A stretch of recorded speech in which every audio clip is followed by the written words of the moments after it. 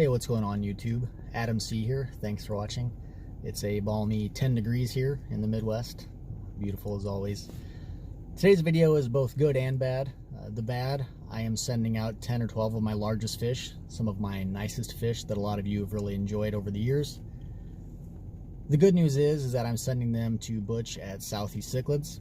So I have no doubt he'll continue to do videos on these fish as they grow and breed on down the road. So if you don't follow him, subscribe to him on YouTube. Make sure and subscribe to Southeast Cichlids on YouTube, and you guys can sort of keep up with these fish. I'll explain in the video why I sent these fish out, but bottom line, you can't keep everything that you want to keep unless you have an exponential amount of tanks and tank space. So hope you enjoy. Let me know what you think.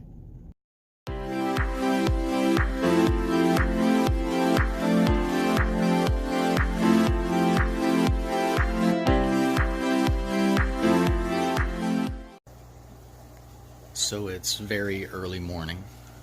Haven't turned the lights on. Yeah, some of these fish are getting packed up and shipped out this morning, which is disappointing but necessary. And with fish this size in an 8-foot long tank, there's literally no way to catch them other than while the lights are off or just turned on. Shipping adult fish, I always use this trank, because the fish that are about to go in these boxes will just thrash like crazy and pop the bag super easy. Also use some stress coat in the box. 8-inch females.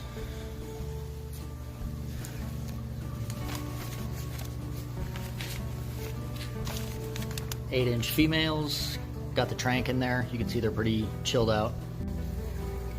3 more boxes.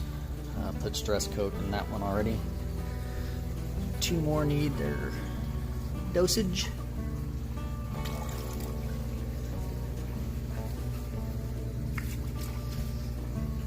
And the trank is powerful.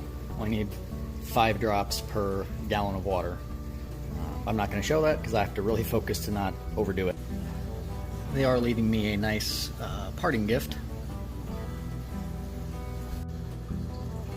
3 females with each other in this box.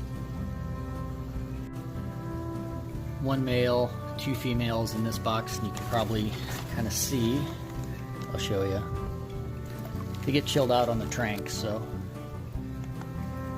that's the Christie male, 8 inches. And I'm going to explain very shortly, what's going on here. And this box is by far the most difficult to send out.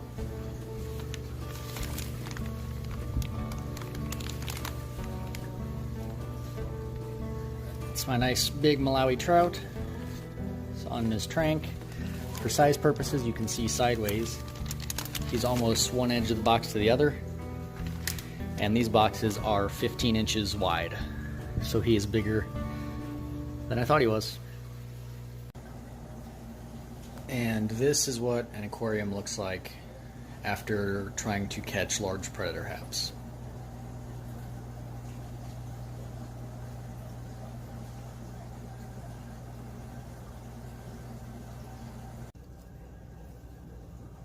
As to why I've shipped out the Christie, which I just got less than a month ago, and my Champsochromis, my trout group that I've had for a long time that I really, really liked.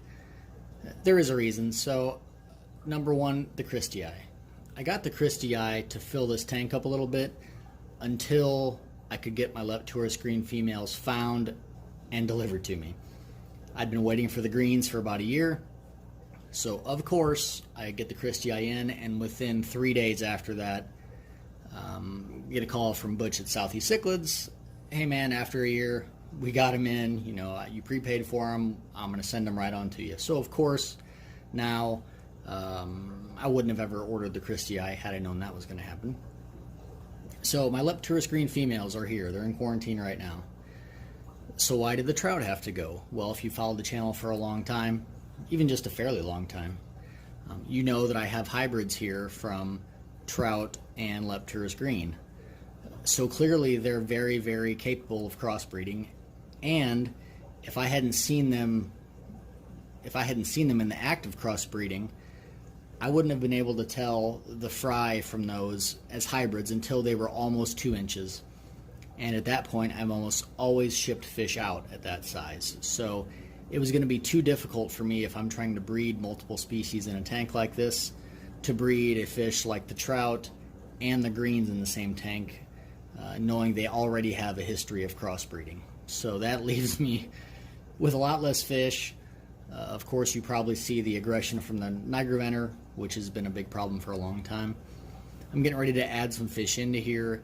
He's probably going to come out and go into a holding tank for a few days just to calm the F down, because now with the trout male being gone, who ended up being like 13 inches, this guy thinks he's a tough guy and is going after all the fish in here. So clearly that's going to need to be dealt with.